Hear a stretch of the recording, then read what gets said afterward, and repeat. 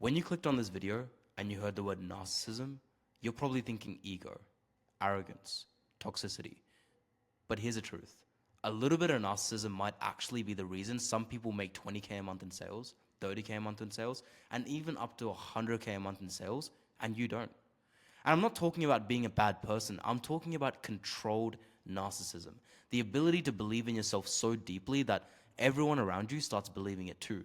Because high ticket sales and online business, your income is a mirror of your self-belief. And if you don't see yourself as someone worth above a certain level, above 20K a month, above 30K a month, no prospect will either.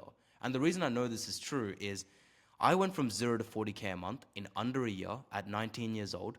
And if I'm being honest, a big part of why I achieved that result was because I was narcissistic enough to believe that I deserved that level of income at such a young age. So in this video, I'm going to break down how to actually channel the right traits and right beliefs of narcissism that can actually make you unstoppable at remote sales and in general with online business. Now, the first trait that I see among the top sales rep that I know is if you don't believe you're the best, why should your prospects? The best closers I have seen and trained are like borderline delusional with their confidence. They walk into calls expecting to close, not hoping to. That certainty, that energy, that winner mentality, it's just contagious, right? And they have a little bit of that ego within them where they want to be the best. They want to be number one, and they don't want to be just average at the end of the day. And I'll be honest, when I started, for context, I was a very shy 18-year-old, fresh out of high school, that was jumping into an industry where everyone was mainly older than me when I started off. And I actually doubted myself. I used to think, man, I'm only 18. I don't have any skill sets. These people are 25, 26 years old. They've been in the industry for years. And I used to overthink every conversation, every line, every objection, every what if, analysis paralysis. That used to be my best friend. But the day I decided to act like the top dog, the top closer in the company, everything changed for me. And I stopped victimizing myself saying that I'm 18 years old, I can't do it, to saying, you know what? I'm 18 and that's the best advantage I ever have because all the people that are older than me, they don't have as much time as me. I have all the time in the world and I have the biggest advantage because I'm young, I'm full of energy, and if I can make it work, then that'll be the coolest story ever. You see how I just shifted my entire paradigm from having a victim mentality to having a winner's mentality? That is why I think having a bit of narcissism is the best thing ever.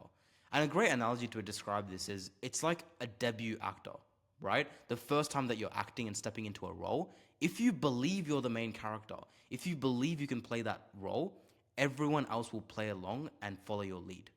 So main takeaway here is you can't sell something that you don't believe in, and that includes yourself. And controlled narcissism is the best thing that can ever happen to you if you actually want to make money and have freedom in the online business space. Sweet. And once you start believing yourself in that way, the next step is to make sure the outside world sees it too.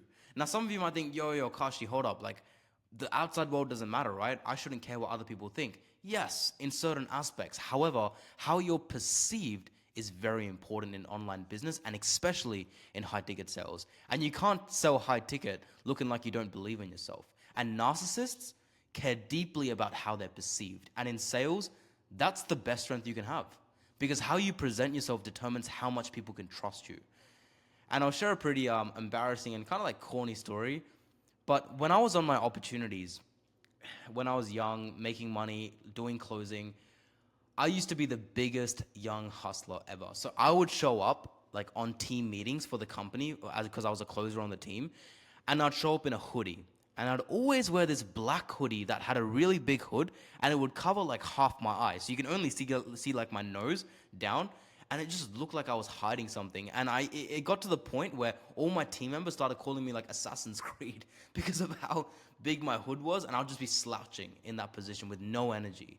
And then what I realized was how I look actually matters. And then I started dressing sharp. I fixed my posture. I started speaking with conviction. And that same script, the same product, the same team started respecting me more, and I started doubling my conversions, right? And a great analogy to describe this is it's like most of you watching this might have an iPhone in your hands. And the reason why you bought an iPhone is obviously because it's better and it functions better, but mainly because of how it looks, of how you perceive Apple. Most people perceive Apple like this premium product because they look premium, right? And if they didn't look premium, they couldn't charge a premium price. So the main takeaway here is your energy and your tonality and your appearance, it all signals value. It shows your standards in life, and you're the product. So make sure you actually look like the solution. Sweet. But even when you do all of that, there's one thing that can still kill your confidence, and that's rejection. And this is where controlled narcissism kind of becomes like this shield, this barrier that you can protect and use for. Narcissists don't take rejection personally, and neither should you. In remote sales, think about it. Rejection is daily, right? Prospects saying no, prospects giving objections, you getting kicked from opportunities, you not finding opportunities, whatever it is. Most people, they crumble. Narcissists, they move on like nothing ever happened, right? Because they don't see rejection as a reflection of them. They just see it as feedback in the moment. And I'll share a story with you of where this happened in my own life. I went from 0 to 10K a month, like extremely quickly. I got there in 6 months. And I pretty much stayed at 10K a month. I was cruising, I was comfortable, and I had a wake-up call when the opportunity I was on pretty much crashed and the ad stopped working, and I was forced to go find another opportunity, which was a blessing in disguise. However, once that opportunity, I guess, kicked me off, or the offer stopped running and I had to go find a new one, 6 months before that, that would have absolutely wrecked me. Like, I would have been an emotional mess. But because I'd gone through that self-development, because I'd been in the space for a while, I understood that, you know what? It is what it is. It's not my fault. There's not much I can do about it. However, this is the best thing that happened, so I can go find another opportunity that will make me more money. And guess what? That's exactly what happened, because within a month and a half of me leaving that opportunity, I made 40K a month in straight commissions. Quadrupled my income, right? And a good analogy to explain this is it's like boxing. It's like professional sport matches. If you let one loss affect you and affect your mentality, you're going to have 10 losses after that, because it's contagious at the end of the day. So main takeaway here is emotionally detached closers stay consistent. And at the end of the day, rejection isn't personal. It's just data, and it's just learning lessons for you to win in the future. Now, confidence and resilience is key, but presence is what makes prospects actually listen to you, right?